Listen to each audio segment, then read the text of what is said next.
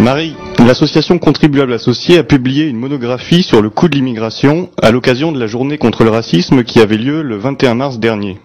72 milliards d'euros, c'est ce que coûte l'immigration à la France, pour seulement 46 milliards de recettes, ce qui fait un déficit de plus de 26 milliards d'euros à la charge du contribuable. Ce sont les chiffres qui ressortent d'une étude menée par Jean-Paul Gourevitch, expert international en ressources humaines et publiée par l'association Contribuables Associés. L'immigration serait ainsi responsable des 3/4 du déficit public de la France. Et quelles sont les raisons de ce coût si important ? Tout d'abord, le nombre d'immigrés est considérable puisqu'il représente désormais 11% de la population française, c'est-à-dire presque 7 millions de personnes. Le calcul fait par l'auteur de cette étude comprend principalement les prestations sociales versées aux immigrés, allocations familiales, RMI, allocations chômage, aide au logement, etc.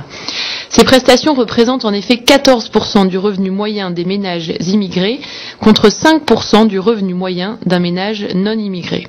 Des chiffres liés à ceux du chômage, le taux de chômage des immigrés étant le double de celui des non-immigrés, à la prostitution, puisque 65 à 90% des prostituées sont étrangères, ou encore à l'insécurité, les dépenses sécuritaires liées à l'immigration étant chiffrées à plus de 5 milliards d'euros.